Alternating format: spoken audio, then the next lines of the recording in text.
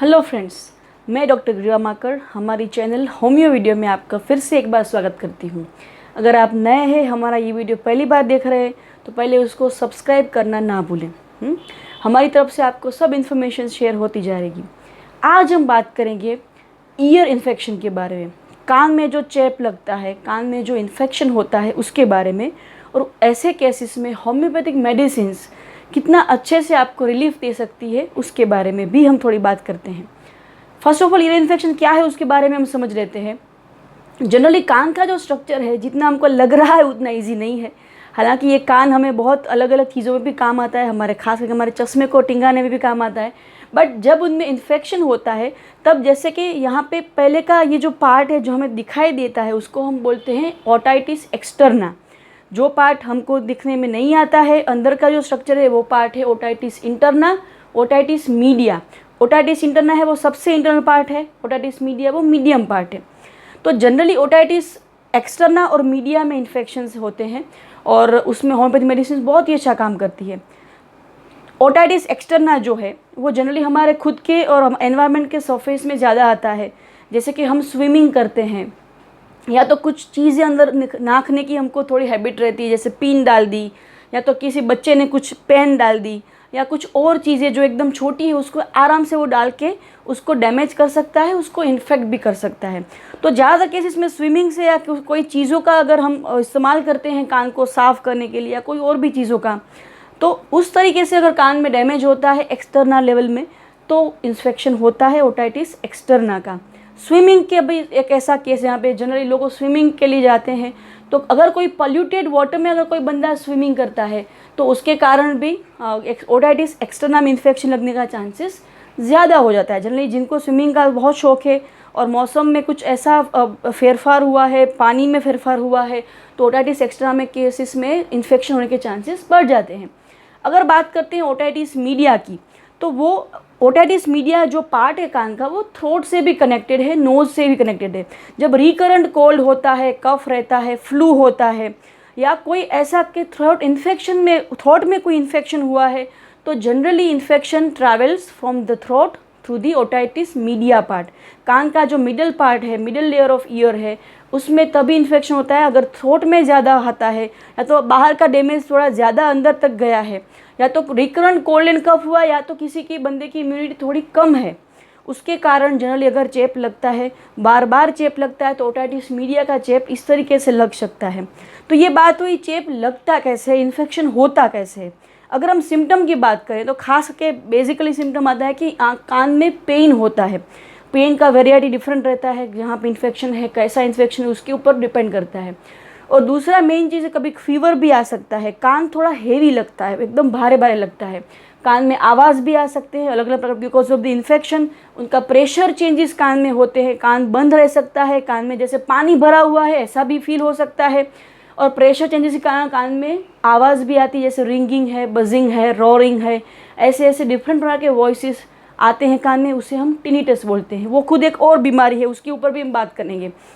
तो ये सारे सिम्टम आते हैं, कभी कभार फीवर भी आता है। हियरिंग जो है उस पर भी असर हो सकता है, जैसे कम थोड़ा सुनाई देता है, या तो कान बंद हो जाती है, जिसको हम बोलते हैं कि ढाक आ गई, गुजराती बोलते हैं ढाक આવી गई છે, એટલે कान बंद થઈ ગયો છે। तो इस प्रकार के सिम्टम्स आते हैं जब ईयर में इन्फेक्शन होता है। कोई किसी को भी हो सकता है, बच्चे को भी हो सकता है, एल्डरली को भी हो सकता है, एडल्ट को भी हो सकता है। तो जनरली ज़्यादा केसेस में हम देखा है कि ईयर का इन्फेक्शन आता है तो जनरली होम्योपैथी के बजाय अगर लोग ज़्यादातर केसेस में एंटीबायोटिक का यूज़ करते हैं। अगर भी फीवर आया तो इस तरीके की मेडिसिन यूज़ करते हैं, पेन हुआ तो पेन किलर का यूज़ करते हैं। बट होम्योपैथी का जो रोल है वो बहुत ही प्रभावी है। ईयर के कोई प्रकार के इन्फेक्शन के केसेस में होम्योपैथी मेडिसिन आपको उसी तरीके से हेल्प कर सकती है। कोई भी प्रकार का सिम्टम हो उसे वो आराम से सबसाइड कर सकती है, कंट्रोल कर सकती है, और उससे सिम्टम्स को आपको वो चीज़ से आपको बाहर निकालने में आपको आराम से ये मेडिसिन हेल्प कर सकती है।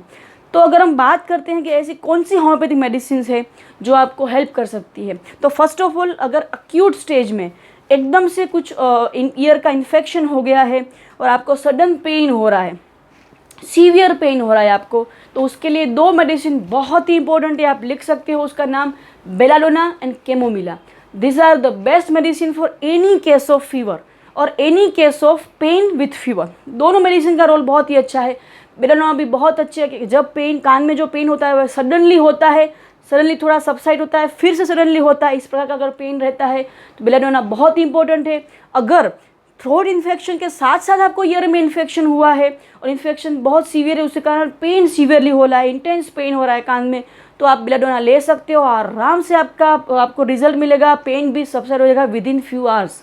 कैमोमिला भी बहुत ही अच्छी दवाई है। जब किसी को जब ओटाइटिस इन्फेक्शन कान का होता है तब कैमोमिला का एक इम्पॉर्टेंट सिम्टम वही है कि जब बच्चा है या बड़ा है उसको गुस्सा आता है, उसके साथ बच्चा या हो बड़ा हो, इरिटेबल हो जाता है, पेन इतना सीवियर है कि टच करने से भी एकदम सीवियर पेन होता है। पेन की वैरायटी अलग अलग होती है। होम्योपैथिक हिस्ट्री में हम जब लेते हैं बात, जो कैमोमिला का पेन होता है वो स्टिचिंग वेरिएंट का होता है और बेलाडोना का पेन थोड़ा थ्रोबिंग पल्सेटिंग टाइप का होता है। तो ये डिफरेंस है कैमोमिला और बेलाडोना में। बट दोनों मेडिसिन बहुत ही इंपॉर्टेंट है। अगर आपको फीवर के साथ और या तो खास करके थ्रोट इन्फेक्शन के साथ जब आया है, पेन हुआ है, सीवियर पेन हुआ है, ओटाइटिस मीडिया का या एक्सटर्नल दोनों का, यानी कि ईयर के इन्फेक्शन का, तो पेन की बात हो गई। दूसरी एक मेडिसिन है जब डिस्चार्ज शुरू होता है।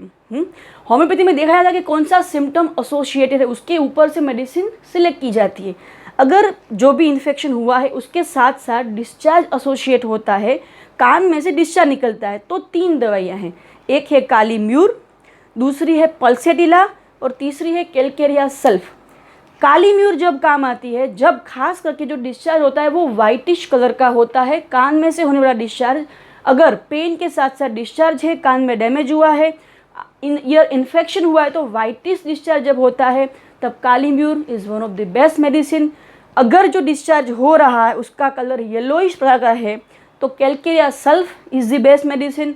और अगर जो डिस्चार्ज हो रहा है वो ग्रीनिश है, ग्रीन कलर का है, तो पल्सेटिला प्रकार की जो मेडिसिन है वो बहुत ही इम्पोर्टेंट है। ये मेडिसिन सारी अगर आपको पेन के साथ साथ, ईयर के इन्फेक्शन के साथ साथ आपको डिस्चार्ज जब शुरू होता है तो उसके कलर के हिसाब से सिलेक्ट की जा सकती है। और अगर नेक्स्ट मेडिसिन के बारे में बात करते हैं, अगर ये जो डिस्चार्ज हो रहा है वो पस के साथ आता है, मीन्स पस लाइक डिस्चार्ज, आपको अंदर से वो जो परु जो हम बोलते हैं सेप्टिक हो गया है और पस निकल रहा है, अगर ऐसा केस है तो अलग मेडिसिन काम करती है, जैसे कि हेपासल्फ है, मॉक्सोल है और सिलिशिया है। ये 3 medicine are the best medicine for any kind of pus discharge from anywhere in the body as well as from the ear infection. ये जो दवाई है हेपासल्फ और मॉक्सोल, दोनों मेडिसिन पस डिस्चार्ज के लिए बहुत ही इंपॉर्टेंट मेडिसिन है। आप आँख बंद करके भी ले लो, आपको रिजल्ट 100% मिलता है। और जब ये पस वाला डिस्चार्ज उसके साथ साथ ब्लड भी निकलता है कान में से, तब एंटर होता है मॉक्सोल का रोल। ये मॉक्सोल ऐसी दवाई है जब पस के डिस्चार्ज के साथ साथ आपको ब्लीडिंग भी होना शुरू हो गया है और कान में डैमेज हो गया है, सो कान के जो अंदर के जो पर्दे को भी डैमेज हुआ है उसको भी रिपेयर करेगी।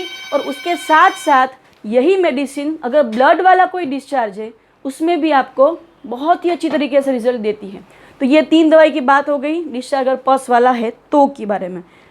तीसरा और चौथा एक इम्पॉर्टेंट सिम्टम है, लक्षण है, जब ये डिस्चार्ज होता है बट वो ऑफेंसिव होता है, उसमें कुछ स्मेल भी होती है, बैड स्मेल होती है जो आपको ऑब्वियसली दिक्कतें दे सकता है। बट वो भी इम्पोर्टेंट है कि भी जब बैड स्मेल आती है डिस्चार्ज के साथ साथ, पस वाला डिस्चार्ज साथ साथ जब बैड स्मेल आती है तो जो दवाइयाँ हैं वो 2 है, एक है सोराइनम और दूसरी है टेल्यूरियम। ये दोनों दवाई बहुत ही इंपॉर्टेंट मेडिसिन है। अगर सिंपल तरह की जो बैड स्मेल आती है जो आप सहन ना करो, जिनके केस में अगर बच्चा है या बड़ा है, बार बार इन्फेक्शन की हिस्ट्री है उनके पास्ट में भी, और उनको ईयर इन्फेक्शन होता है और जो डिस्चार्ज निकलता है उसमें स्मेल बहुत ही गंदी आती है, बैड स्मेलिंग डिस्चार्ज होता है, तो psorinum is the best medicine. और अगर टिपिकल वेराइटी की फिशी स्मेल आती है, फिश लाइक स्मेल आती है, आपको लगता है जैसे फ़िश का कुछ कुकिंग किया है या तो फ़िश की जो स्मेल आती है उसके स्किन की, ऐसे ही स्मेल वाला डिस्चार्ज अगर निकलता है तो tellurium is the best medicine for the same case. तो ये बात हो गई अलग अलग डिस्चार्ज और पेन के साथ साथ कौन सी दवाइयाँ आपको हेल्प करेगी। और एक सिम्टम इम्पोर्टेंट है, जब फीवर आता है, जनरल ईयर इन्फेक्शन अगर थोड़ा बहुत मॉडरेट केस में जाता है तो फीवर एसोसिएट होता ही है, क्योंकि कोई भी इन्फेक्शन होता है उसको फाइट करने के लिए बॉडी थ्रो करती है फीवर के सिम्टम। अगर ऐसा केस है तो belladonna and hepar sulph will play your role. जब भी आपको लगता है कि ईयर इन्फेक्शन साथ साथ आपको फीवर भी आया हुआ है, हाई डिग्री टेम्परेचर भी हुआ है, या तो मॉडरेट 100 और 100.5 के अराउंड फीवर आया हुआ है, जो नेसेसरी भी है, उसको हम दबा नहीं सकते। किसी प्रकार की दवाई लेके फीवर को दबाना, डेट मीन्स इन्फेक्शन को प्रोलॉन्ग करना या तो बाय फोर्स कंट्रोल करना, ताकि फ्यूचर में कोई और जगह पे इन्फेक्शन आ जाए। तो अगर होम्योपैथी का यूज़ हम करते हैं तो फीवर अगर आता है तो साथ में आप बेलाडोना और हेपा सल्फ ले सकते हो। उससे फीवर भी कंट्रोल होगा, पेन भी कंट्रोल होगा, ईयर इन्फेक्शन खुद भी कंट्रोल होगा, और अगर जो डैमेज है वो प्रिवेंट होगा। तो ओवरऑल ये सारी बात हुई होम्योपैथिक मेडिसिन के बारे में, जो ईयर इन्फेक्शन पर से, अगर ईयर इन्फेक्शन होता है तो ये सारी मेडिसिन आप अच्छी तरीके से अप्लाई करते हो, लेते हो, आपके डॉक्टर के पूछ को लेते हो, हमसे पूछ के लेते हो, तो आपको बहुत ही अच्छा फ़ायदा देगी, हेल्प करेगी, और आपके इन्फेक्शन से आपकी बॉडी को फाइट करने के लिए आपको इम्यून बना देगी। तो ये सारी बात हो गई होम्योपैथिक मेडिसिन के बारे में। अगर आपको कोई क्वेरी है कि आपके घर में किसी का ऐसा केस है या हुआ है और आप जानना चाहते हो, कोई सजेशन लेना चाहते